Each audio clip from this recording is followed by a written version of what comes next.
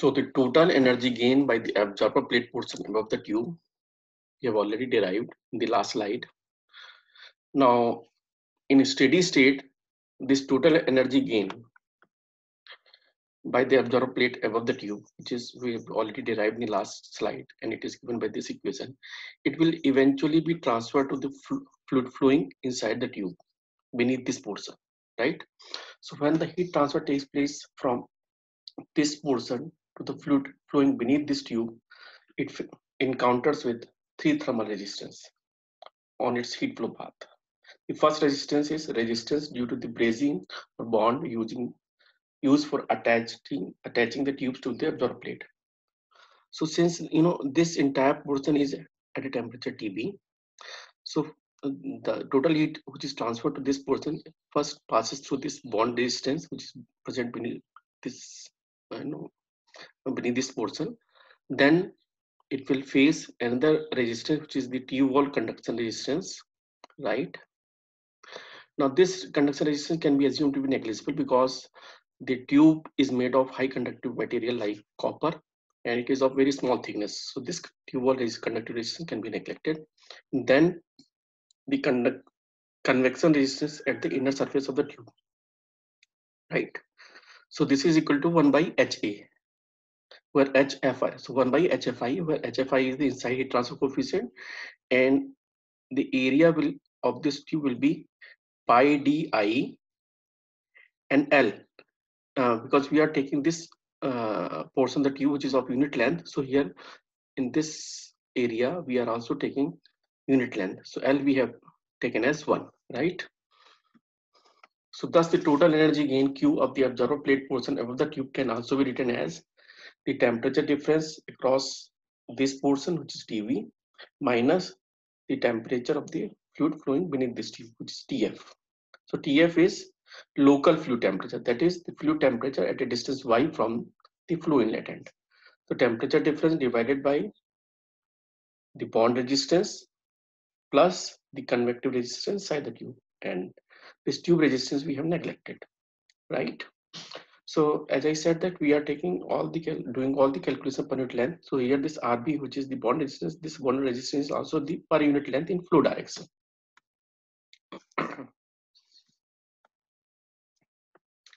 Now, in order to obtain an expression for the total energy gain Q in terms of known physical parameters, known physical parameter means the collector dimensions, the tube diameters, and other physical parameters of the collector tubes, and the local fluid temperature TF. The equation 9 that we have just shown in the last slide can be used to obtain TB from here, and then this TB can be substituted in this equation over here, right? So if we find the expression of TB from here and substitute over here, then the resulting expression for Q can be written as like this, right? Now here this is a constant for a given collector system. So you can see that all these parameters, all mentioned in this group, are constant for a given collector system, and it is represented as F1, and it is known as collector efficiency factor or plate efficiency factor.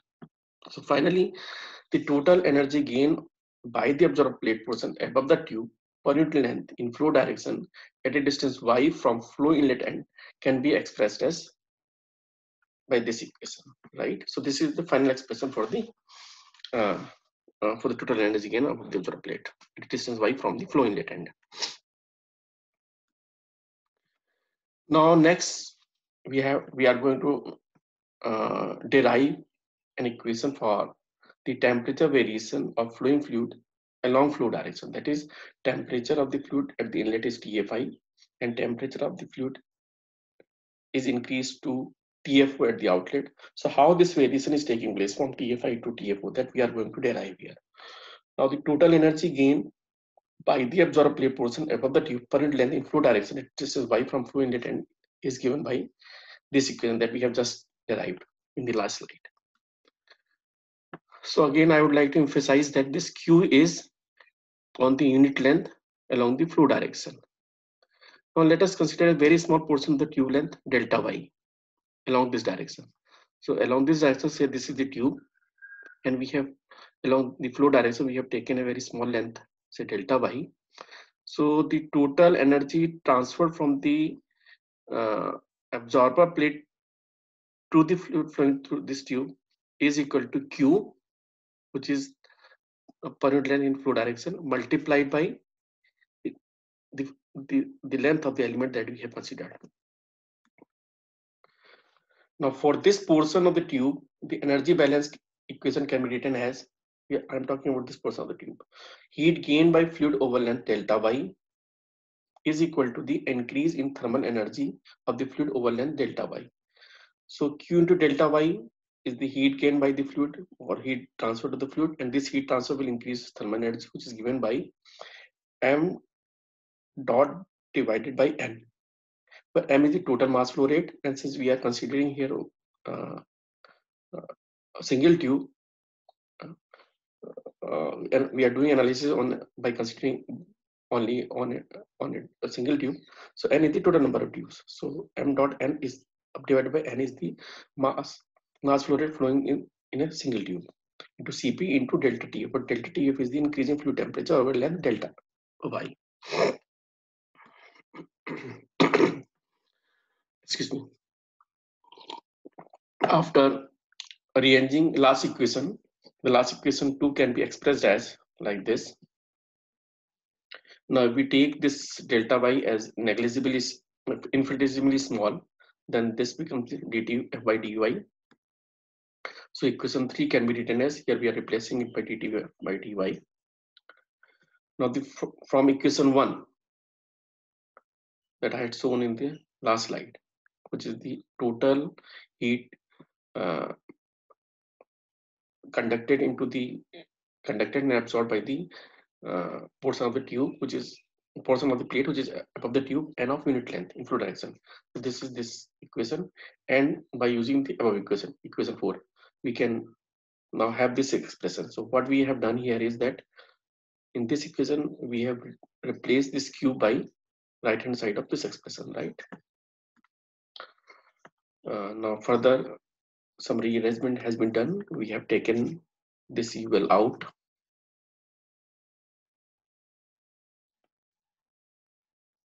and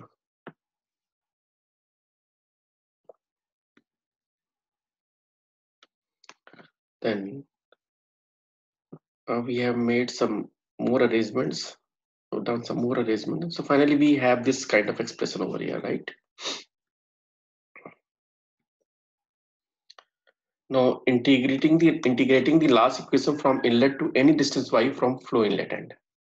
So let's say inlet the y is 0, at any distance along the flow direction is y.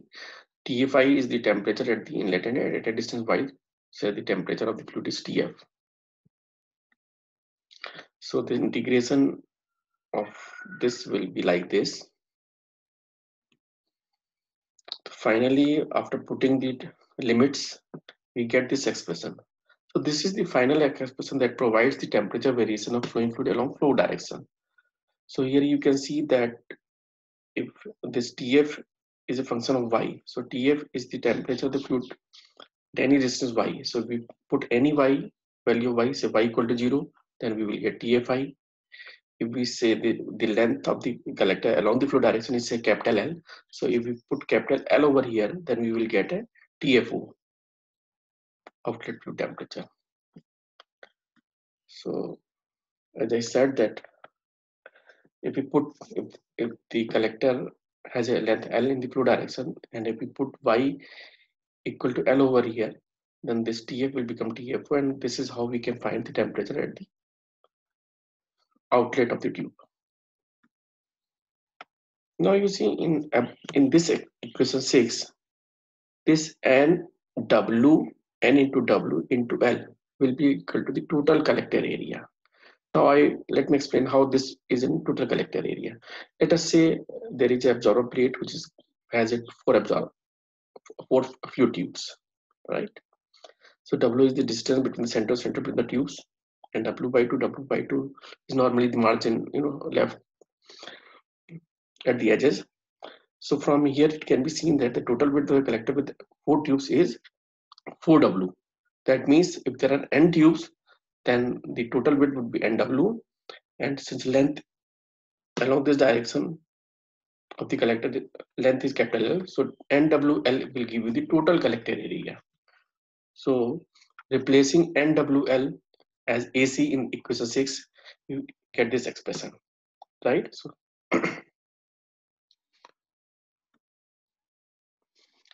now collector heat removal factor and total energy gain. This is our next topic. So first we'll explain what is collector heat removal factor. Let me read out this statement, then I will explain. The collector heat removal factor parameter is equivalent to the effectiveness of a conventional heat exchanger, which is defined as the ratio of actual heat transfer to the maximum possible heat transfer that you must have studied in the heat transfer course.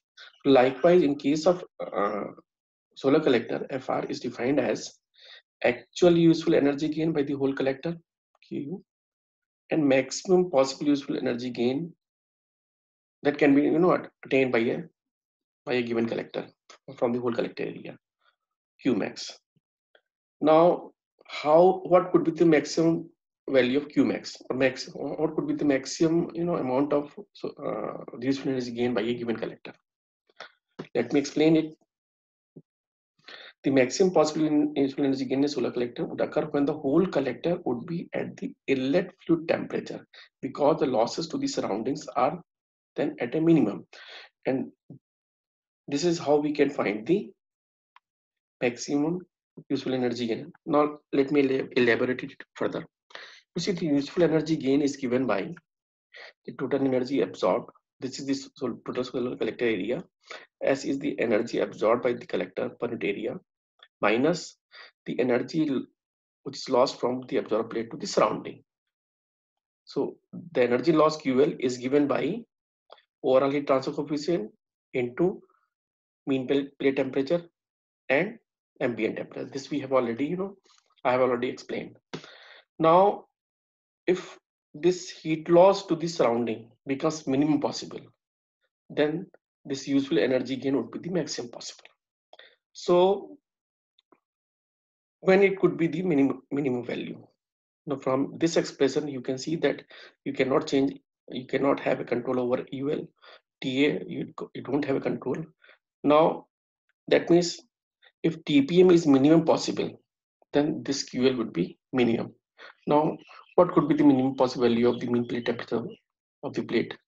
You see, inside this tube, the fluid is flowing, and the fluid is flowing to carry away the heat absorbed on this absorbed plate.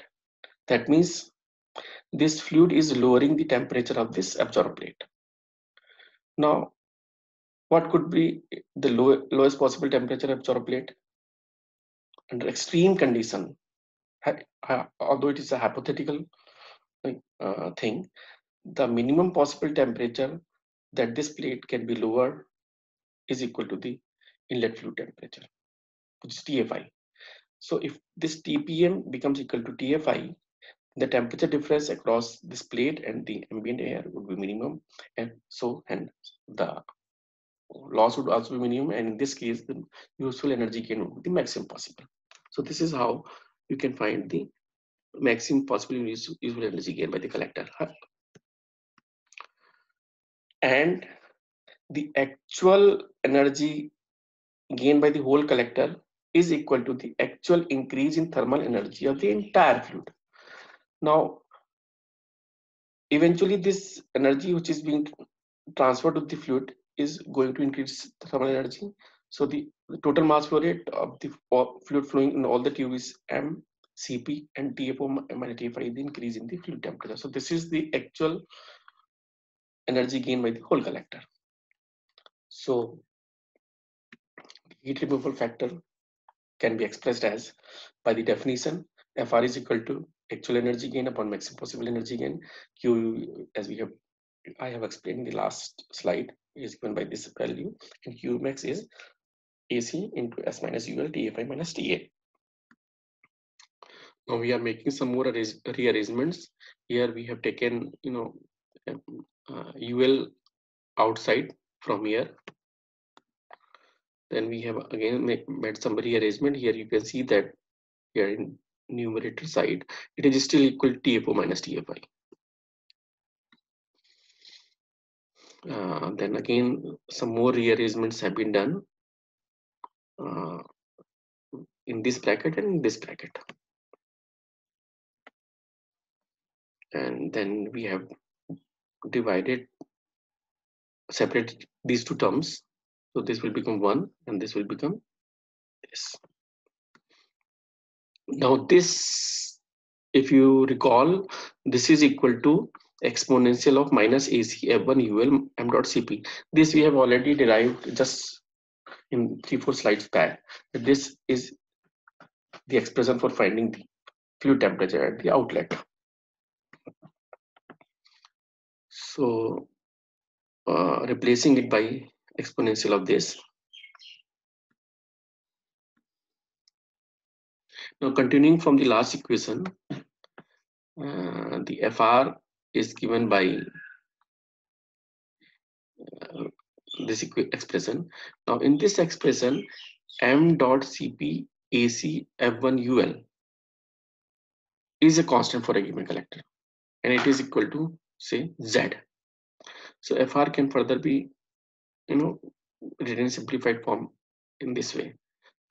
So FR is a collector heat removal factor, which is a constant value, and Z is and you can also see that Z is a constant, so FR is constant. So now the useful energy gain can be calculated as, by definition, QU is equal to collector heat removal rate multiplied by Qmax, and FR is given by this equation, and Qmax is this. You don't need to cram this expression. Qmax is when the TPM is lowest possible, and TPM is lowest possible when it is equal to the fluid temperature at the inlet. So Qmax is AC into energy absorbed minus energy being lost from the plate to the surrounding when the plate is at a temperature equal to the entire plate is at a temperature equal to the flow inlet temperature, right? Now above equation can be used to estimate useful energy gain of a given solar collector system. As this equation depends only on physical parameters of a given collector system and inlet fluid temperature, as this equation is very important for carrying out techno-economic feasibility study before installation of such system at a particular location. What is the meaning of this paragraph? You see, if you look at this expression, you will find that you know all these things in advance.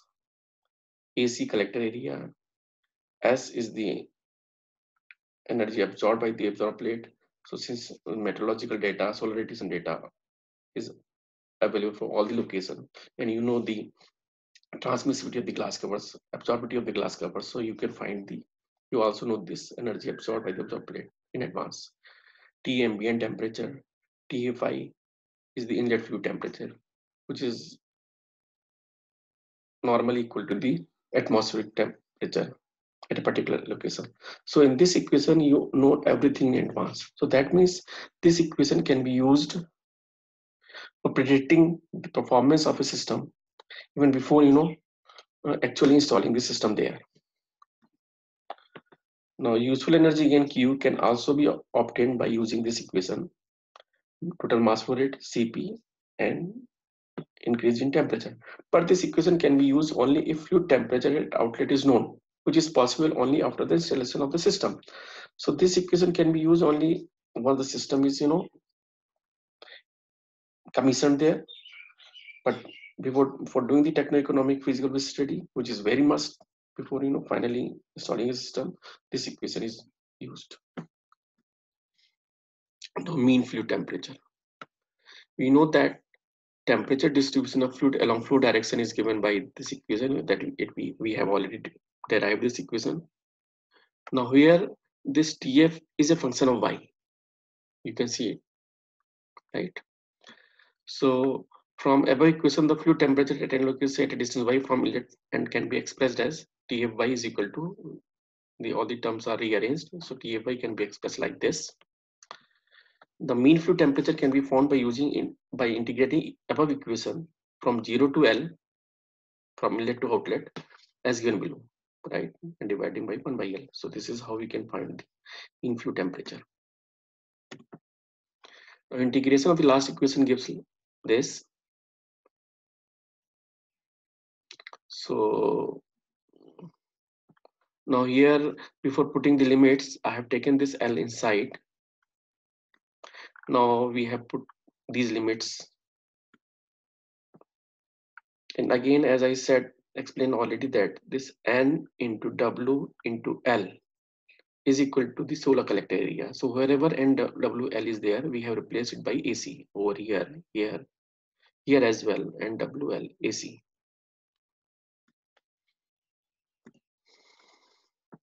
Now again rewriting the last equation as it is. So this is the last. This was the last equation. Now we have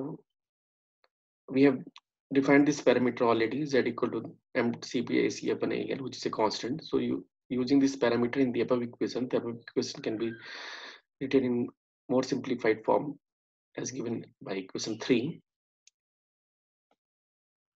Above equation for mean fluid temperature can be expressed in more simplified form by using the expression of useful energy gain per unit collector area. So still this equation is very lengthy.